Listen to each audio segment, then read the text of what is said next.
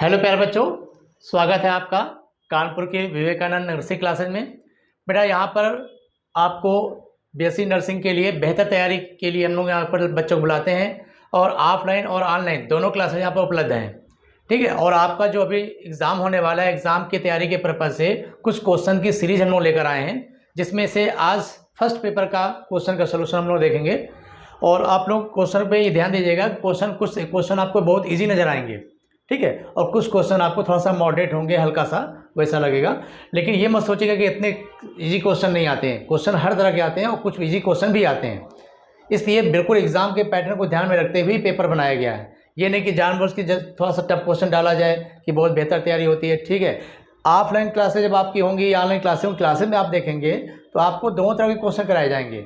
आपको क्वेश्चन की जो चैप्टर की स्टार्टिंग होगी, पहले लो क्वेश्चन, फिर थोड़ा सा मॉडरेट और कुछ क्वेश्चन हाई लेवल के भी करा दिए जाते हैं, ताकि अगर क्वेश्चन थोड़ा सा टफ आने की कोशिश करे, कोई टफ क्वेश्चन दिया जाए तो आप भी उसको बेहतर से कर सकें।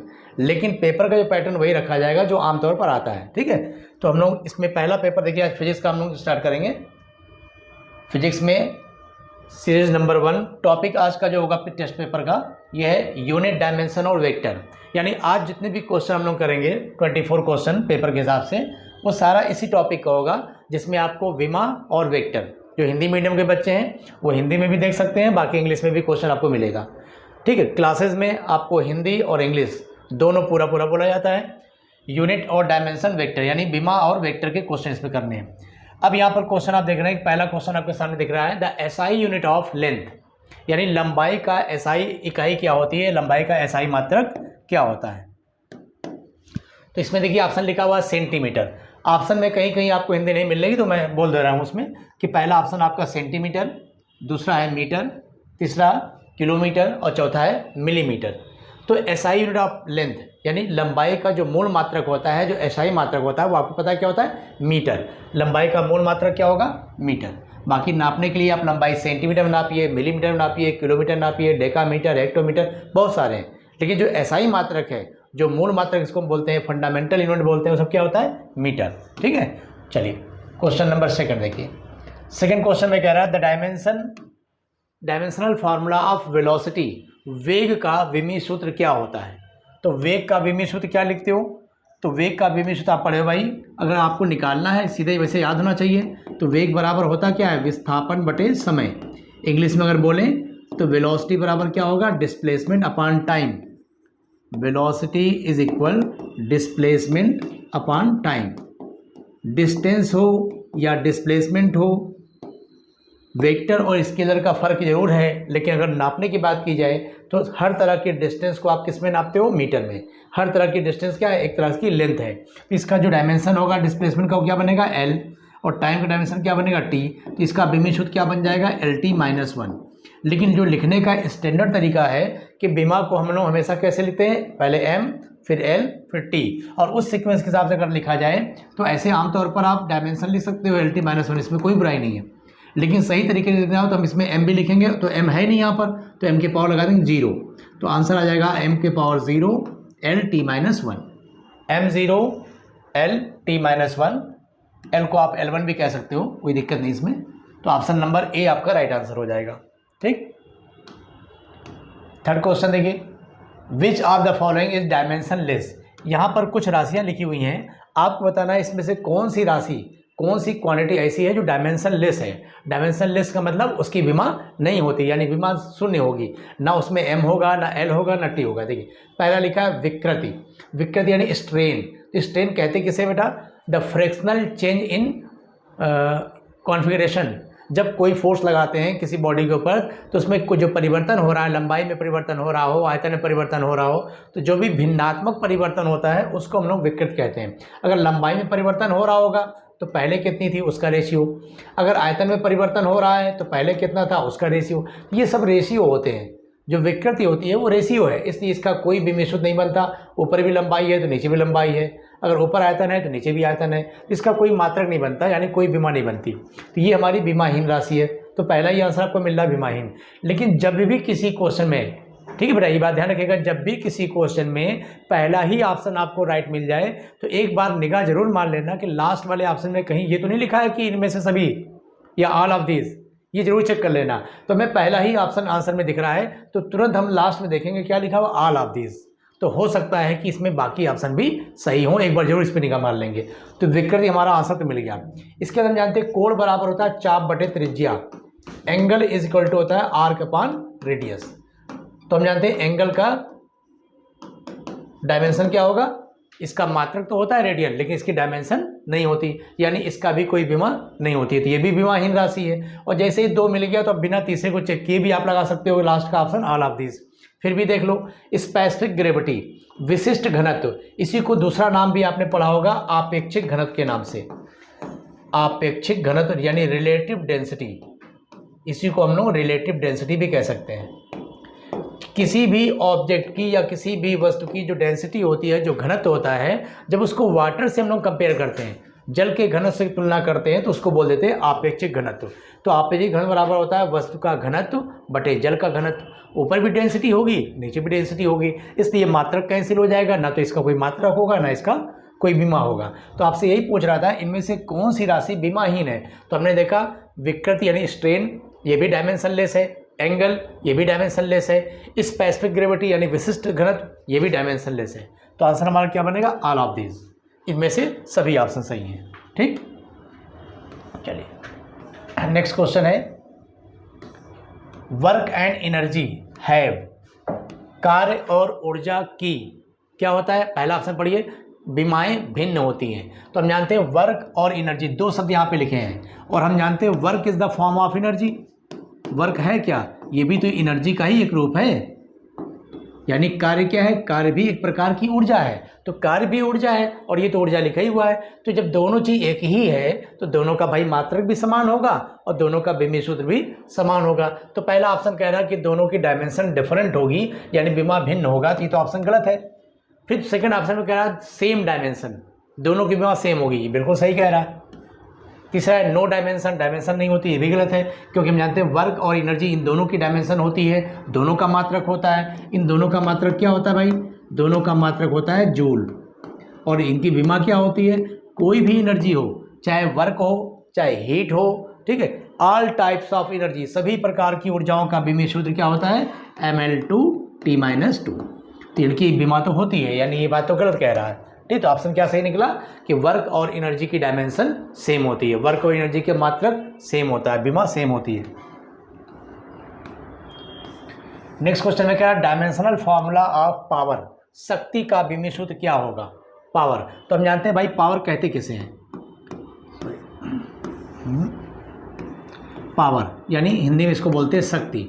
तो शक्ति का विमीय सूत्र क्या होगा, शक्ति के अलावा एक वर्ड और यूज करते हो सामर्थ्य, शक्ति या सामर्थ्य, पावर।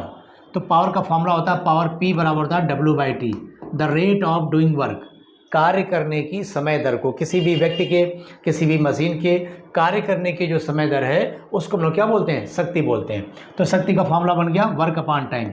और अगर बात की जाए डायमेंशन की, तो अभी हमने आपको बताया कि जो वर्क होता है, वर्क एक प्रकार की एनर्जी है, यानी कार्य एक प्रकार की ऊर्जा है, और हर तरह की ऊर्जाओं का विमीय सूत्र फिक्स है ml2T-2। याद रखिएगा, कार्य का विमीय सूत्र क्या हो गया, ml2T-2, और डिवाइडेड बाई क्या, टाइम, टाइम का T हो गया। सॉल्व करेंगे तो हो जाएगा ml2, ये T ऊपर गया तो 1 माइनस और बढ़ जाएगा, तो पावर का विमीय सूत्र आपको मिल गया ml2T-3। ml2T-3 पहला ऑप्शन इसका रहे सही। नेक्स्ट क्वेश्चन है 1 joule is equal, question mark लगा दिया, यानी 1 जूल नीचे दिए गए ऑप्शन में से किसके बराबर है, यानी 1 जूल आप इसमें से किसको कह रहे हो। तो देखो जूल कहाँ से आया, जूल एनर्जी का मात्रक है, यानी वर्क का मात्रक है। तो अगर हम वर्क के फॉर्मूले से इसको समझें तो वर्क बराबर होता है force into displacement, force into displacement, कार्य बराबर बल गुणे विस्थापन, बल और विस्थापन के बीच का डॉट गुणा होता है। तो कार्य बराबर बल गुणे विस्थापन है, तो बल का हम लोग मात्रक क्या लेते हैं, न्यूटन, और विस्थापन का मात्रक क्या लेते हैं, मीटर, यानी वर्क का मात्रक क्या बन गया, न्यूटन मीटर, और इसी को हम लोग कह देते हैं जूल। वर्क एक प्रकार की एनर्जी है तो इसको नापेंगे जूल में, यानी जूल एक्चुअल में किसको बोल रहे हो, न्यूटन मीटर को ही तो बोल रहे हो। इसका मतलब क्या हुआ, 1 जूल बराबर 1 न्यूटन मीटर, तो 1 न्यूटन मीटर, ये ऑप्शन आपका सही होगा, बी ऑप्शन। क्वेश्चन नंबर 7, इस क्वेश्चन में कह रहा which of the derived unit, नीचे कुछ मात्रक लिखे हुए हैं, उसमें आपको बताना है इसमें से कौन सी डिराइव्ड यूनिट है, यानी कौन सा व्युत्पन्न मात्रक है। तो हम जानते हैं यूनिट हमारी दो तरह की होती है, एक आप लोग पढ़ते हो बेसिक यूनिट और एक पढ़ते हैं डिराइव्ड यूनिट। बेसिक यूनिट मतलब मूल मात्रक, और ये आ जाता है आपका व्युत्पन्न मात्रक। मतलब क्वेश्चन का आंसर तो बताना है लेकिन साथ में डिटेल में समझ भी लो चीज़ों को, है ना। मूल मात्रक कौन कौन से होते हैं? जो मात्रक मूल राशियों के लिए इस्तेमाल होते हैं उनको हम मूल मात्रक कहते हैं। यानी बेसिक क्वांटिटी के लिए जो यूनिट इस्तेमाल होगी उसका नाम होगा बेसिक यूनिट। और बेसिक यूनिट आपकी कितनी है? 7 बेसिक यूनिट आप पढ़ते हो। कौन कौन सी होती है? लंबाई, द्रव्यमान, समय, ताप, ज्योति तीव्रता, विद्युत धारा, पदार्थ की मात्रा, ये 7 होते हैं ना। Length, mass, time, temperature, luminous intensity, ठीक है, इलेक्ट्रिक करंट और अमाउंट ऑफ सब्सटेंस, पदार्थ की मात्रा। हिंदी में बोला जाए तो लंबाई, द्रव्यमान, समय, ताप, ज्योति तीव्रता, विद्युत धारा, पदार्थ की मात्रा, ये 7 हमारी मूल राशियां हैं। बेसिक क्वांटिटीज़ हैं, फंडामेंटल क्वांटिटीज़ हैं। इनकी जो यूनिट होती है उसको हम बोल देते हैं बेसिक यूनिट या मूल मात्रक। जैसे लंबाई के लिए मूल मात्रक क्या होता है? मीटर। द्रव्यमान के लिए क्या होता है? किलोग्राम। समय के लिए क्या होता है? सेकेंड। टेम्परेचर के लिए क्या होता है? केल्विन। ज्योति तीव्रता का क्या होगा? कैंडिला। करंट का क्या होगा? एम्पियर। और पदार्थ की मात्रा का क्या होगा? मोल। ठीक है, तो ये हमारे 7 मूल राशियाँ होती हैं। इनके मात्रक को हम बोल देते हैं मूल मात्रक। इन 7 के अलावा जितनी भी राशियाँ होती हैं, हालांकि 2 पूरक मूल राशियाँ बाद में जोड़ी गई थी, कोण और घन कोण, उनको छोड़कर ये 7 और वो 2, उनको छोड़कर जितनी भी राशियाँ फिजिक्स में आप पढ़ते हो, जितनी भी क्वांटिटी पढ़ते हो, वो सारी की सारी क्वांटिटी कहलाती हैं डिराइव्ड क्वांटिटी। और उनकी जो यूनिट होगी वो कहलाएगी डिराइव्ड यूनिट, व्युत्पन्न मात्रक। तो ये 7 नाम छोड़ दीजिए और कोण का रेडियन और स्टेरेडियन वो 2 छोड़ दीजिए, बाकी कोई भी नाम आ जाए सब क्या है? व्युत्पन्न है। तो आप देख रहे हो इसमें से कौन व्युत्पन्न है? मीटर तो इसमें आता है, सेकंड भी इसमें आता है, किलोग्राम भी इसमें आता है, ये सब तो बेसिक है। तो बचा कौन? न्यूटन हमारा क्या होगा? इसमें से नहीं है, मतलब वो न्यूटन इस फैमिली का मेंबर है, डिराइव्ड यूनिट है। ठीक है, the dimensional formula of gravitational constant, गुरुत्वाकर्षण नियतांक का भूमि सूत्र, बहुत इंपॉर्टेंट है, बहुत ज़्यादा पूछा जाता है इस हर तरह के एग्जाम में। तो ग्रेविटेशनल कांस्टेंट जिसका सिंबल आप लोग पढ़ते हो कैपिटल G, गुरुत्वाकर्षण नियतांक, इसका भूमि सूत्र क्या होता है? याद कर लें, फिर भी हम निकालना बताते हैं। पहले याद कर लो, इसका होता है m-1 L³ T-2। बहुत इंपॉर्टेंट है, बहुत ज़्यादा एग्जाम में पूछे गए, इसलिए इसको लर्न कर लें, याद कर लें अच्छे से। बाकी हम आपको निकाल के दिखलाते हैं, अगर आप नहीं याद कर पाओगे, कभी आप दिमाग से उतर जाए तो कैसे पता कर लें। तो आप कोई एक ऐसा फॉर्मूला ढूंढिए, ठीक है, जिसमें कैपिटल G आता हो। तो याद करो कि जो गुरुत्वाकर्षण कांस्टेंट की बात कर रहा है, ये आपने फिजिक्स के किस चैप्टर में पढ़ा होगा? गुरुत्वाकर्षण वाले चैप्टर में, यानी ग्रेविटेशन वाले चैप्टर में। तो ग्रेविटेशन का कोई एक ऐसा फॉर्मूला ढूंढो जिसमें कैपिटल G आता हो। शर्त ये है कि उस फॉर्मूले में जो कैपिटल G आ रहा होगा, लेकिन उस कैपिटल G के अलावा और भी जो बातें होंगी उनका भी मिश्रण आपको याद होना चाहिए, ऐसा कोई फार्मूला ढूंढो। तो हमारे पास 2 फार्मूले हैं। देखिए, एक फार्मूला तो हमारे पास ये है कि 2 वस्तुओं के बीच में गुरुत्वाकर्षण बल लगता है, ग्रेविटेशनल फोर्स लगता है। न्यूटन ने फार्मूला बताया था, बराबर G m1m2/r²। इस फार्मूले से निकाल सकते हैं। हमने कैपिटल G को उठाया तो कैपिटल G बराबर बना Fr²/m1m2। अब देखिए, कैपिटल G का भूमि सूत्र आपको चाहिए, तो कैपिटल G को छोड़कर बाकी सबका भूमि सूत्र हम लिख देते हैं। तो कैपिटल G को छोड़कर बाकी सबका लिखो। फोर्स का भूमि सूत्र क्या होगा? mL/T-2। देखिए, फोर्स और एनर्जी, बल और ऊर्जा, कम से कम ये 2 भूमि सूत्र तो हर बच्चों को बिल्कुल जबान पर रटा होना चाहिए। बल का भूमि सूत्र क्या होता है? mL/T-2, और ऊर्जा का mL/T-2। ये 2 तो याद ही कर लीजिए, इन 2 की मदद से काफ़ी चीज़ों की आसानी से निकल जाते हैं। तो mL/T-2 डिस्टेंस का स्क्वायर है, यानी L का स्क्वायर हो गया। नीचे आपके पास 2 मास दिख रहे हैं, तो पहला भी m है, दूसरा भी m हो जाएगा। एक m आपका कैंसिल होगा, एक m बचेगा और वो ऊपर जाके m-1 बना देगा। L के पावर यहाँ 1 है, यहाँ पे 2 है, तो हो गया 3 पावर, और T के पावर बचा -2। इस तरह से हमने गुरुत्वाकर्षण नियतांक का भूमि सूत्र निकाल लिया। आप चाहो तो मेरे पास एक दूसरा फार्मूला भी है। मान लो एंड टाइम पे आपको ये फार्मूला नहीं याद आया, तो उसी चैप्टर में आपने पढ़ा था स्मॉल g और कैपिटल G में क्या रिलेशन होता है। तो स्मॉल g बराबर होता है कैपिटल G m/r²। जहाँ m पृथ्वी का द्रव्यमान और r पृथ्वी की त्रिज्या होती है। यहाँ से अगर कैपिटल G को निकालने की कोशिश की जाए तो कैपिटल G बराबर बनेगा GR²/m। अब इसमें से स्मॉल g क्या है? स्मॉल g है त्वरण, गुरुत्वीय त्वरण यानी एक्सेलरेशन ड्यू टू ग्रेविटी। अब वो एक्सेलरेशन है, चाहे वो ड्यू टू ग्रेविटी होता है या ड्यू टू कुछ भी होता है तो एक्सेलरेशन। और जब एक्सेलरेशन है यानी त्वरण है तो उसका बिंब सूत्र बनेगा LT-2। ये तो स्मॉल जी का हो गया। आर क्या है? रेडियस। रेडियस एक तरह की डिस्टेंस है तो डिस्टेंस का स्क्वायर यानी एल का स्क्वायर। और नीचे आपके पास है द्रव्यमान यानी मास, तो मास का हो गया m। सॉल्व कर लो, m ऊपर ले गए m-1, l आपके पास देखिए 3 हो गए और t के पावर है -2। तो इस तरह से आपको कैपिटल जी का बिंब सूत्र मिल गया। तो ये दोनों तरीके से निकाल सकते हैं, बाकी याद कर लो क्योंकि बहुत ज़्यादा पूछा जाता है। तो आंसर क्या मिलेगा आपको? m-1 l³ t-2, m-1 l³ t-2, पहला ऑप्शन सही है।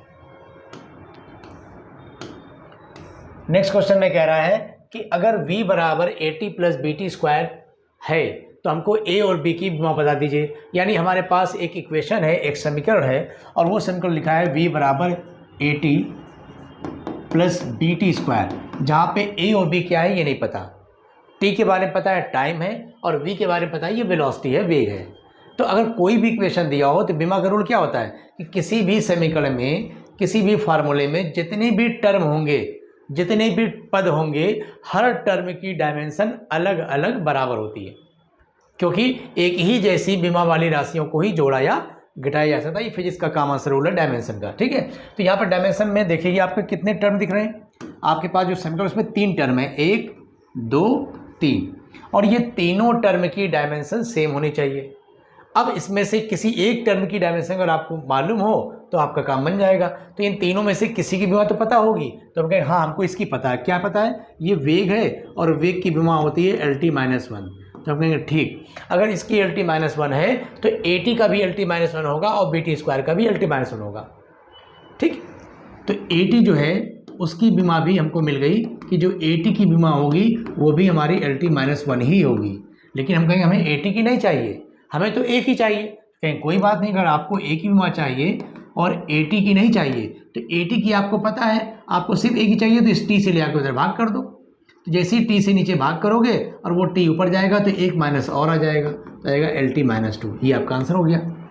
इसी तरह से सेकेंड टर्म आपका है BT²। तो BT² की बीमा कितनी होगी? तो हम कहेंगे ये भी हमारा इसी के बराबर होगा, क्योंकि हर टर्म की बीमा बराबर होती है। तो इसका भी आपको LT-1 मिलने वाला है। तो हम कहेंगे भाई ये तो BT² का आपने बता दिया, हमें तो B का चाहिए। तो कहेंगे कोई बात नहीं, अगर आपको B की बीमा चाहिए तो यहाँ से T² को हटाना है तो T² को ले जाके भाग कर दो। जब नीचे T² लिखोगे ऊपर ले जाओगे -2 बनेगा और एक -1 वहाँ पहले से तो जाएगा -3। तो ये B का आ गया। तो आपको आंसर क्या मिला? A की बीमा मिल गई LT-2 और B का मिल गया LT-3। तो LT-2 और LT-3 आपके ऑप्शन आ जाएंगे। पहला ऑप्शन आपका राइट आंसर है।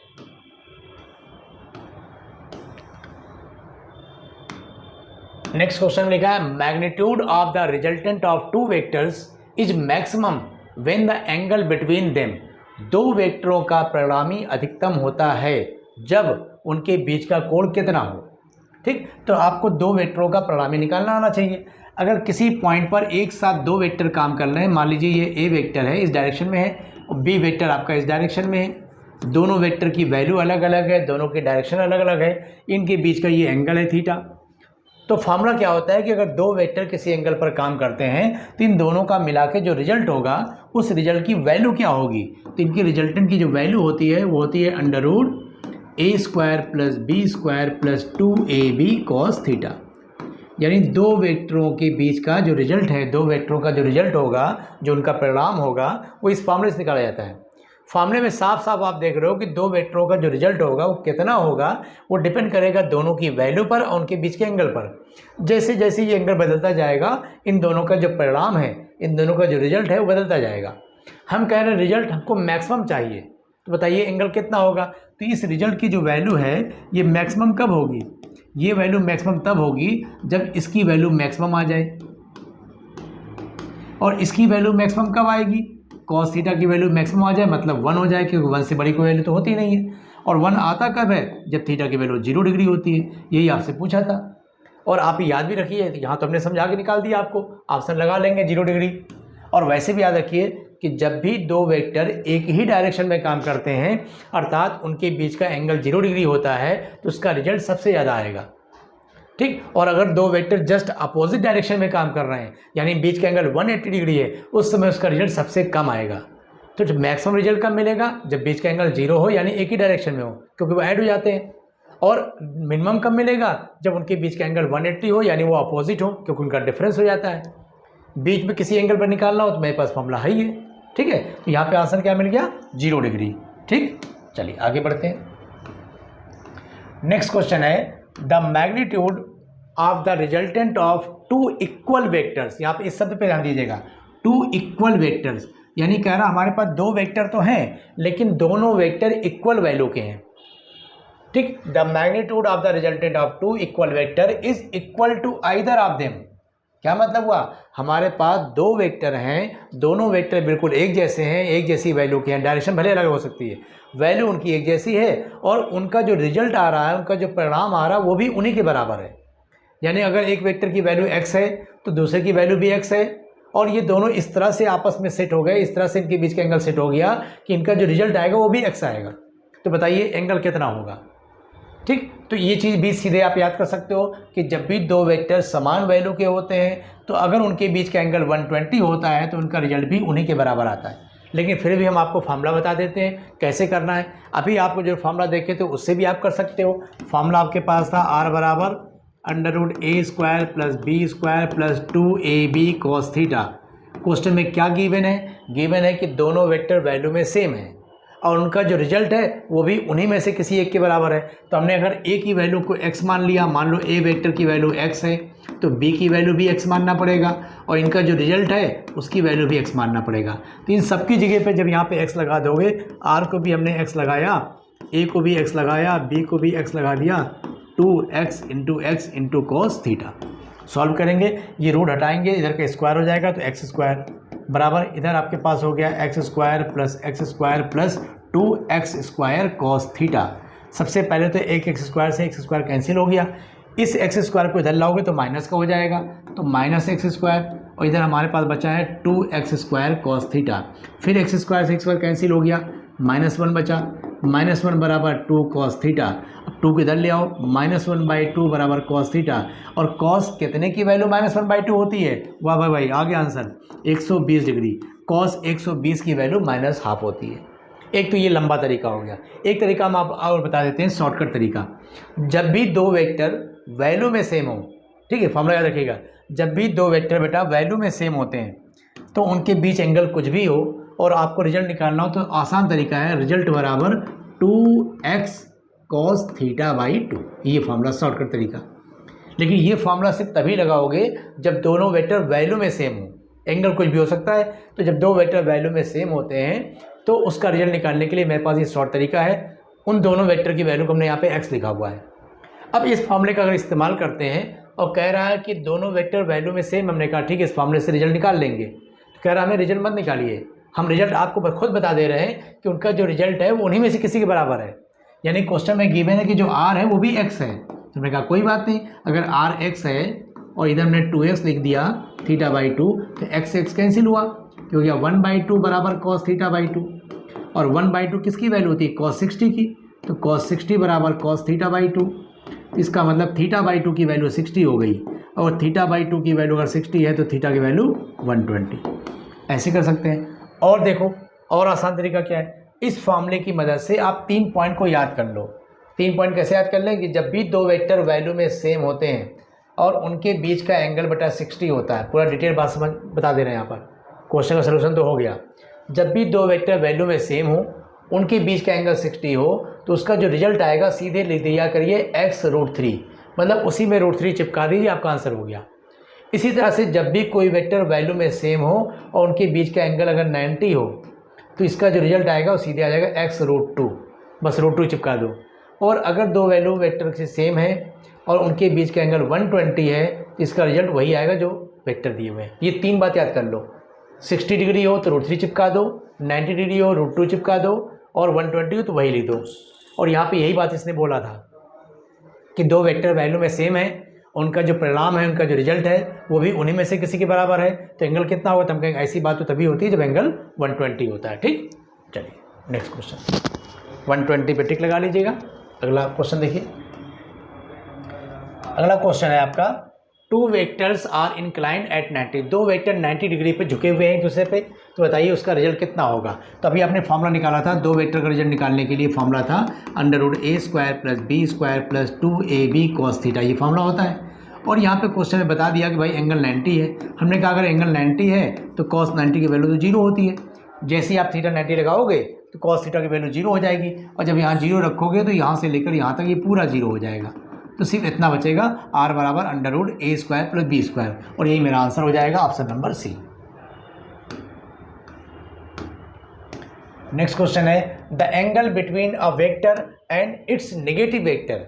देखिए वेक्टर यानी सदिश राशि, जब किसी वेक्टर की बात करते हैं, वेक्टर का मतलब उसके पास वैल्यू भी होगी, डायरेक्शन भी होगी, तो जब भी किसी वेक्टर की डायरेक्शन को जस्ट उलट दिया जाए, मतलब बिल्कुल अपोजिट कर दिया जाए, पूर्व के बजाय पश्चिम कर दिया जाए, उत्तर के बजाय दक्षिण कर दिया जाए, तो क्या होता है, उस वेक्टर की वैल्यू हमने नहीं बदली है, हमने सिर्फ डायरेक्शन बदली है। तो जब किसी वेक्टर की सिर्फ डायरेक्शन को आप रिवर्स कर देते हैं तो उस वेक्टर को हम कह देते हैं उसका नेगेटिव वेक्टर। जैसे मान लो यहाँ पर ये ए वेक्टर है, इधर जा रहा था, अगर इस वेक्टर में वैल्यू यही रहे, सिर्फ हम एरो को यहाँ के बजाय इधर कर दें ऐसे, तो इसको फिर नाम दे देंगे -a, ये होता है। तो यहाँ पे बोल रहा कोई वेक्टर है और उसका नेगेटिव वेक्टर है, तो उसके बीच में क्या एंगल होगा, हम कहें कोई वेक्टर और नेगेटिव वेक्टर के बीच एंगल कितना होता है, 180। क्यों, क्योंकि अगर वेक्टर इधर होगा तो उसका नेगेटिव इधर होगा, यानी दोनों एक दूसरे के जस्ट अपोजिट होते हैं, एक दूसरे के ठीक विपरीत होते हैं, इसलिए इनके बीच का एंगल 180 हो जाएगा। The angle between two equal vectors, अभी बात हुई थी दो इक्वल वेक्टर की। The angle between two equal vectors when their resultant is equal to √3 times either of them. दो इक्वल वेक्टर हैं, दो समान वेक्टर हैं, उनके बीच एंगल कितना हो ताकि उनका रिजल्ट उन दोनों में से किसी एक का √3 गुना हो जाए। अभी इन्होंने बताया था जब दो वेक्टर 60 डिग्री पे काम करते हैं, इक्वल होते हैं, तो √3 चिपका दो। वही बात ही कह रहा है कि दो वेक्टर इक्वल हैं और उनका जो रिजल्ट है उनमें से किसी एक का √3 गुना है। यानी अगर इस वेक्टर को हमने x माना और इसको भी x माना, तो कह रहा है इसका जो रिजल्ट आएगा वो x √3 आएगा। हम कहेंगे ऐसा तभी होता है जब इनके बीच का एंगल 60 हो। तो एंगल कितना हुआ, 60। बाकी फार्मूला हमने आपको पहले बता दिया, उसका इस्तेमाल करके दिखा सकते हो। Which of the following is not a vector, इसमें से कौन वेक्टर नहीं है। अब देखिए वेक्टर के बारे में इतनी बातें हमने पढ़ ली कि वेक्टर किसे कहते हैं। भाई ऐसी राशियाँ जिसमें परिमाण के साथ साथ दिशा भी होती है उनको हम वेक्टर कह देते हैं। डिटेल में जाएंगे तो किताब में और लिखा होता है कि ऐसी राशियाँ जिनमें परिमाण भी हो, दिशा भी हो और साथ में वेक्टरों के जोड़ने के नियम का पालन करें, उनको वेक्टर कहते हैं। चलो वो तो ठीक है। वेक्टर को जोड़ने के लिए आसान मतलब एक अलग नियम बनाया गया है। वेक्टर को जोड़ने का रूल, वेक्टर को घटाना हो, वेक्टर को मल्टीप्लाई करना हो, उनके लिए सारे रूल अलग बने हुए हैं। इसलिए सबसे पहले तो ये बात जरूरी हो जाती है कि हम वेक्टर को पहचान सकें कि फिजिक्स में कौन कौन सी राशियाँ ऐसी हैं जो वेक्टर क्वांटिटी हैं, यानी सदिश राशियाँ हैं। तो उसके लिए याद करना बहुत ज़रूरी है। तो कुछ क्वांटिटी जो कॉमन है, जो बार बार यूज होती है, कम से कम उतने नाम तो याद कर ही लें। तो उतने नाम में हमारा, जैसे इंग्लिश में बात करें तो हम लोग जो पोजीशन को बोलते हैं वेक्टर क्वांटिटी, किसी भी चीज़ की जो पोजीशन होती है वो वेक्टर क्वांटिटी होती है। और पोजीशन में चेंज हो जाए तो हम कहते हैं डिस्प्लेसमेंट हो गया। डिस्प्लेसमेंट में टाइम के साथ चेंज हो जाए तो कहते हैं वेलोसिटी। वेलोसिटी टाइम के साथ चेंज हो जाए तो एक्सेलरेशन। और एक्सेलरेशन तभी आएगा जब फोर्स होगा। फोर्स तभी होगा जब फील्ड लगेगी। फोर्स लगने के लिए फील्ड लगना पड़ता है। तो ये सब क्या है, सब वेक्टर क्वांटिटी है। हिंदी में बात करें तो किसी भी कण की जो स्थिति है, पोजीशन, वो वेक्टर क्वांटिटी है। स्थिति में परिवर्तन को बोलते हो विस्थापन। विस्थापन वेक्टर हो गया। विस्थापन बटे समय को बोलते हैं वेग, और वेग बटे समय को बोलते हैं त्वरण। त्वरण तभी लगेगा जब बल लगेगा, और बल लगने के लिए पहले बल क्षेत्र पैदा करना पड़ेगा। ये सब क्या है, सब वेक्टर हैं। वेग से मिलते जुलते जो नाम होंगे जैसे वेग, संवेग, आवेग, ये सब भी वेक्टर हैं।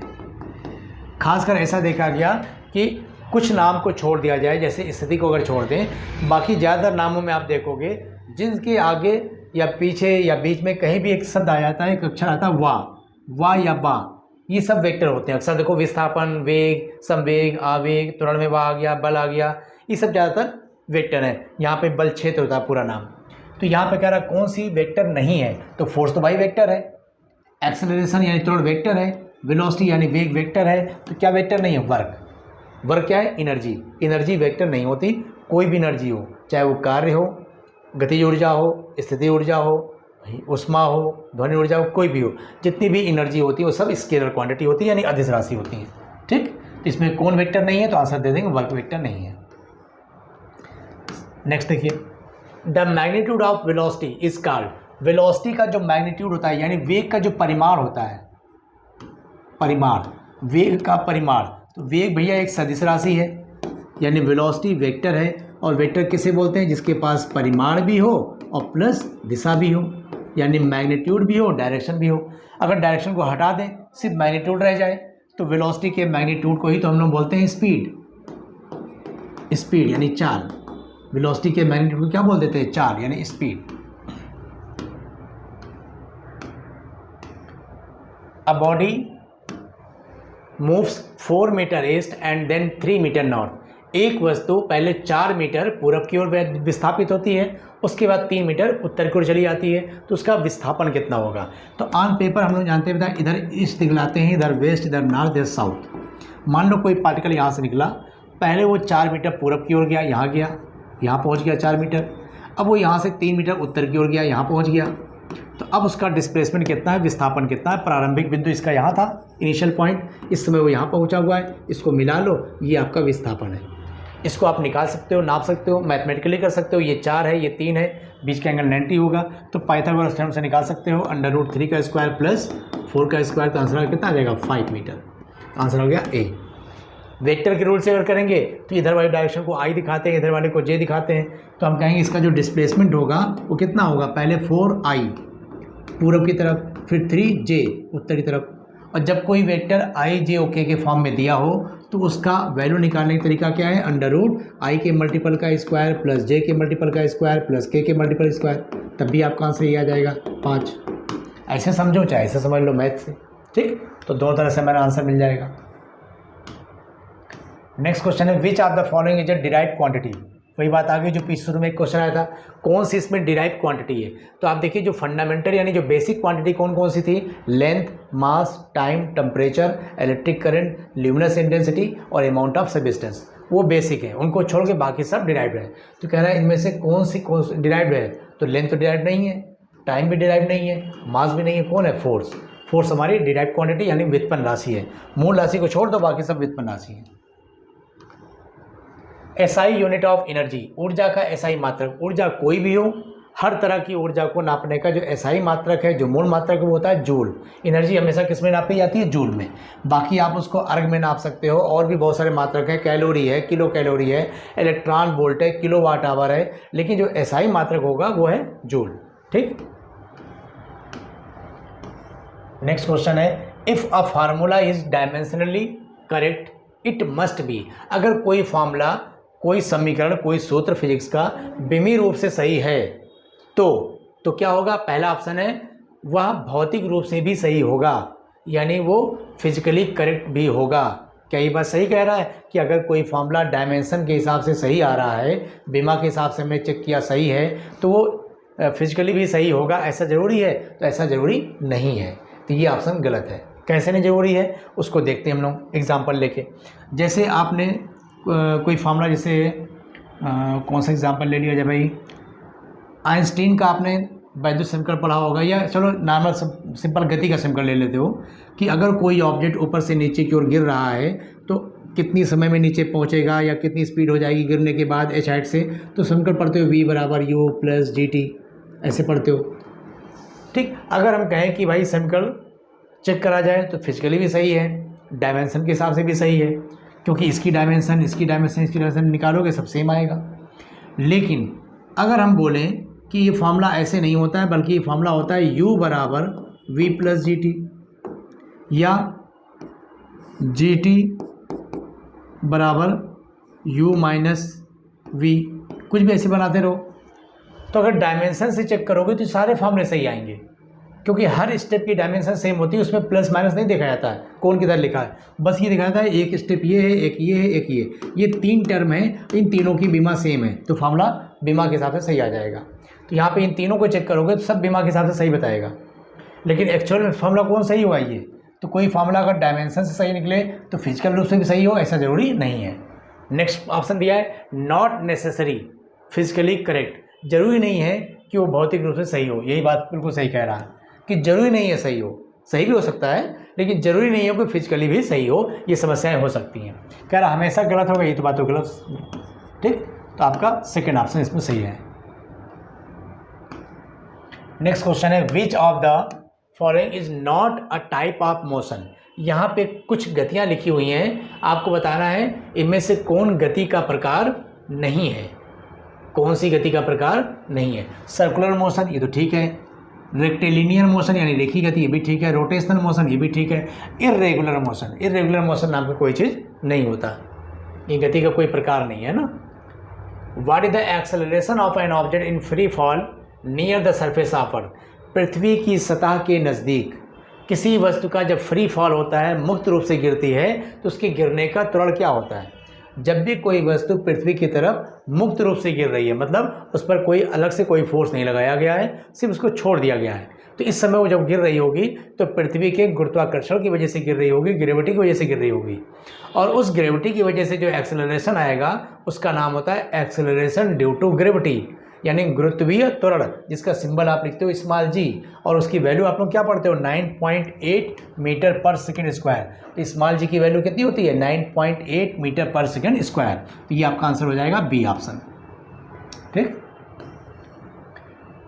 नेक्स्ट क्वेश्चन है आपका which of the following is the correct formula for velocity. इसमें से वेलोसिटी का सही फॉर्मूला क्या है। जैसे भी गति के समीकरण के बारे में हम पढ़ रहे थे ना कि इसमें कह रहा है कौन सा सही फार्मूला है, तो सही फार्मूला अगर आपको याद होगा v बराबर u प्लस ए टी, ये सही फार्मूला है और ये आपको ऑप्शन में दिख रहा है।